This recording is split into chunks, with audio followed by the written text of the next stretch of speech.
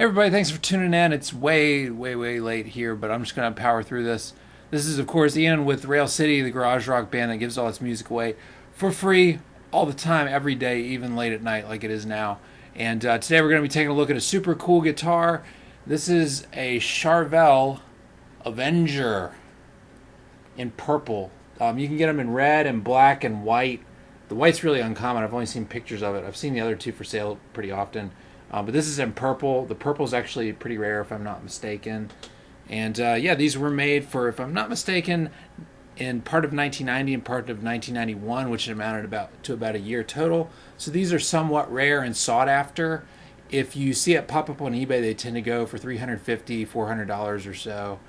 Which, I'd say this guitar is worth it. For the, Charvel was like the Squire line of Jackson back in the day.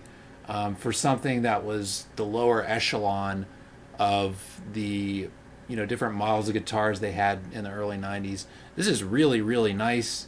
But yeah, I got this on Craigslist for like 180 bucks. So the reason I couldn't say no to this guitar, against my better judgment, really, I have finite space here, and to be honest, I don't know, I'm more into like recording music and playing in my band than I am a lead guitarist or anything per se.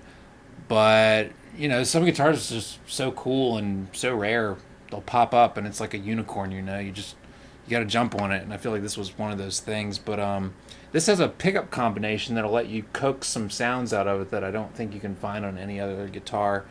Yeah, this is a 5-way switch. Position 1 is this guy. Position 2 is this guy. Position 3 is both these guys. I guess it's supposed to be a humbucker, but it's not exactly a humbucker. It doesn't have quite the, I don't know, it doesn't chop off the high frequencies like a humbucker does. It's more like a really souped up single coil. Really cool sound. And then if you hit it like this, it's actually going to be this pickup and one of these, I don't know which, but it gives you a Telecaster sound. And then this does the neck pickup. As you'll notice here, I have the original pickups. They were part of the deal, which was crazy, 180 bucks for this plus the original pickups that are uninstalled. But yeah, this is modded with EMG Hz pickups.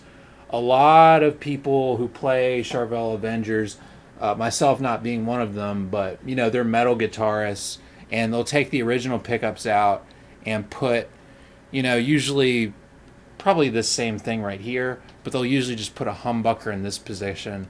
And I don't know how that works with the switch. It would probably just turn it into a 3-way switch. I wasn't sure if I was down with the EMG Hz pickups when I first got this guitar. I fully intended to just rip them out and install the stock ones. I know, right? Like the opposite of what everybody else does. But, I gave them a chance, and at first I didn't like them. They were just too clean and maybe a little bit even scooped sounding. A little bit too just like, I don't know, what you'd hear in a very studio refined band, which isn't really what I do or what I care to do. I'm more lo-fi. Yeah, like as it is, I think these EMG Hz give you really best of both worlds. You have the ability to get that Telecaster sound, to get that weird double single coil sound, which is just super, like it cuts like a single coil, but it's loud like a humbucker. But at the same time, some people say the stock pickups suck. I don't know if they actually do, but this was a cheap guitar back in its day, so it's very possible they're not very high quality. But these EMGs can really scream if you want them to. Like if you've just got the bridge pickup going, even though it's a humbucker, it gives you that like mid-rangey, squealy, loud sound if you need that. And I think it's good to have something kind of wild like that on every guitar in case you need it. So this guitar has a really interesting neck that not a lot of people talk about. The action isn't quite as low as on Jackson guitars that I've played. This is, of course, kind of back in its day, back in the early 90s, a lower end Randy Rose, a more budget-oriented option. But yeah, the action is just a little bit higher, especially the high E string, which I found is a good indicator of whether a guitar is cheap or not, just how low you can get the high E string.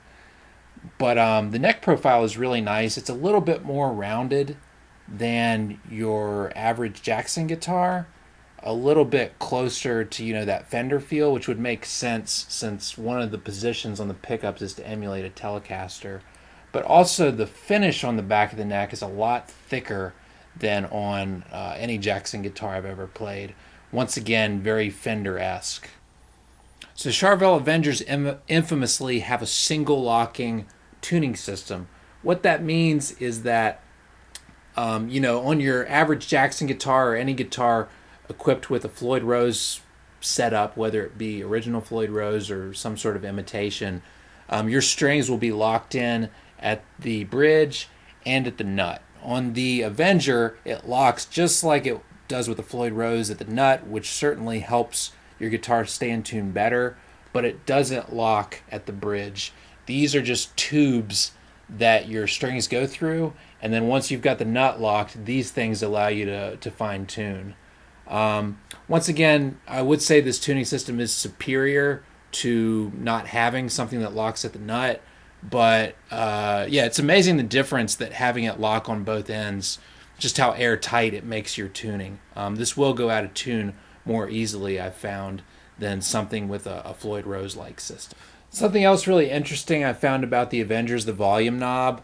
The volume knob, like a quarter turn dictates probably 75% of the volume of this thing, and I think it's done that way intentionally. So just with a little turn of your pinky, you can go from 0 to 100 and get really cool volume swells. Let's listen to how this bad boy sounds. I'm playing through a Mesa Boogie Express 550 with ruby tubes, mic'd with a thin body condenser mic, and the distortion is a Big Muff Pop.